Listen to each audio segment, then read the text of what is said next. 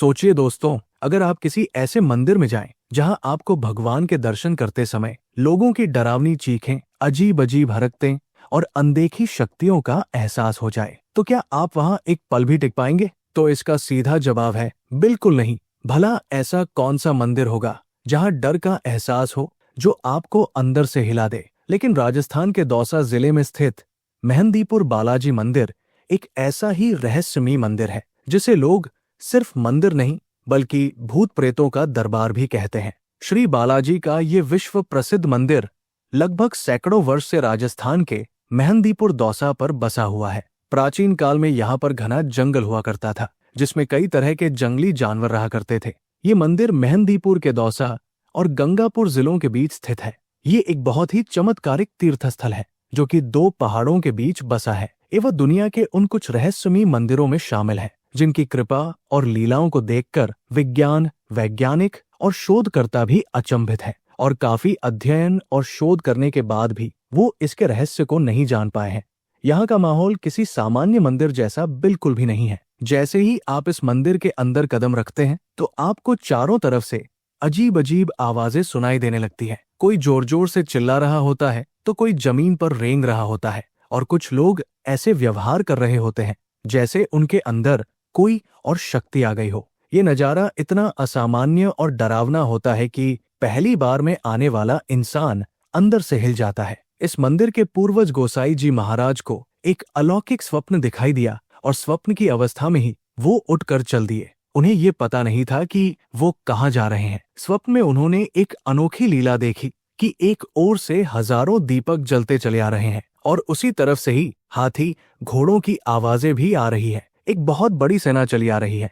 उस सेना ने बालाजी महाराज, श्री भैरव बाबा और श्री प्रेतराज सरकार को प्रणाम किया और जिस रास्ते से वो सेना आई उसी रास्ते से ही लौट गई। गोसाई जी महाराज वहीं पर खड़े खड़े ये सब देखते रहे। उन्हें कुछ डर सा लगा और फिर वो अपने गांव की तरफ चल दिए। घर जाकर उन्होंने सोने का प्रयास किया परंतु उन्हें नींद नहीं आई और बार बार उसी स्वप्न के बारे में विचार आने लगे। फिर जैसे ही उन्हें नींद आई उन्हें वही 3 मूर्तियां और एक विशाल मंदिर दिखाई दिया।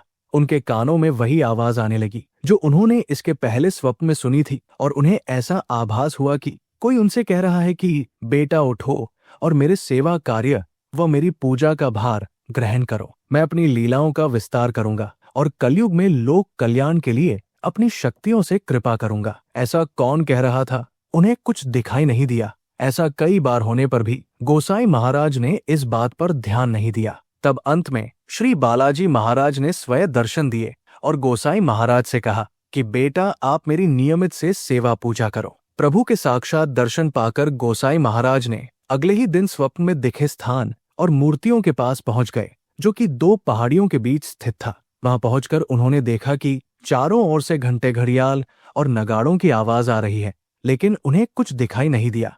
इसके बाद गोसाई महाराज नीचे आए। उन्होंने आसपास के लोगों को इकट्ठा किया और अपने सपने के बारे में बताया। गोसाई जी की बात सुनकर लोगों ने भोग प्रसाद की व्यवस्था करा दी। इससे प्रसन्न होकर बालाजी महाराज ने उन लोगों को कई चमत्कार दिखाए।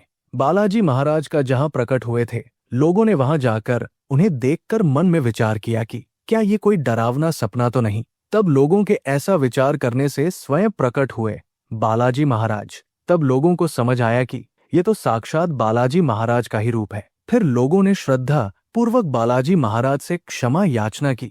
तब वो रूप फिर से लोगों को दिखाई देने लगी। इसके बाद गोसाई जी नियमित रूप से बालाजी महाराज की पूजा अर्चना, सेवा करने लगे और श्रद्धालुओं व भक्तों पर अपनी कृपा बरसाने लगे।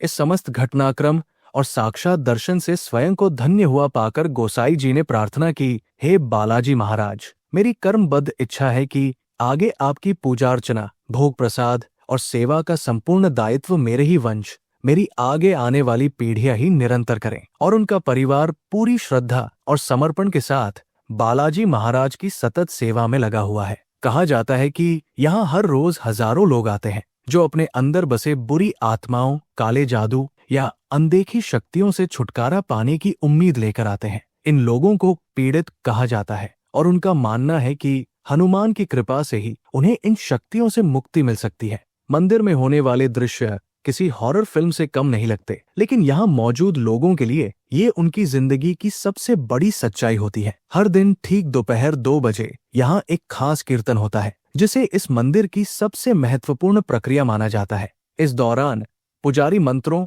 और भजनों के माध्यम से उन बुरी शक्तियों को बाहर निकालने की कोशिश करते हैं। जैसे जैसे कीर्तन आगे बढ़ता है, वैसे वैसे वहां मौजूद लोगों की हरकतें और भी तेज और अजीब होती चली जाती है। कोई रोने लगता है, कोई हंसने लगता है और कुछ लोग तो अचानक बेहोश तक हो जाते हैं। ये सब देखकर ऐसा लगता है जैसे यहाँ किसी अदृश्य दुनिया का दरवाजा खुल गया हो। लेकिन इस मंदिर से जुड़ी कुछ सख्त मान्यताएं भी हैं, जिन्हें हर आने वाले को मानना पड़ता है। यहाँ से कोई भी प्रसाद या वस्तु बाहर ले जाना सख्त मना है। लोगों का मानना है कि अगर कोई ऐसा करता है तो बुरी आत्माएं उसके साथ घर तक चली जाती है। यही वजह है कि यहाँ आने वाले लोग हर नियम का सख्ती से पालन करते हैं, क्योंकि उन्हें डर होता है कि कहीं कोई अनदेखी शक्ति उनके पीछे न लग जाए। सबसे हैरानी की बात यह है कि यहाँ आने वाले हर व्यक्ति की अपनी एक कहानी होती है। कोई सालों से इस समस्या से जूझ रहा होता है, तो कोई आखिरी उम्मीद लेकर यहाँ पहुँचता है। कुछ लोग इस पर पूरा विश्वास करते हैं, तो कुछ इसे अंधविश्वास मानते हैं। लेकिन जो लोग यहाँ का अनुभव खुद करते हैं, उनके लिए ये जगह सिर्फ एक मंदिर नहीं,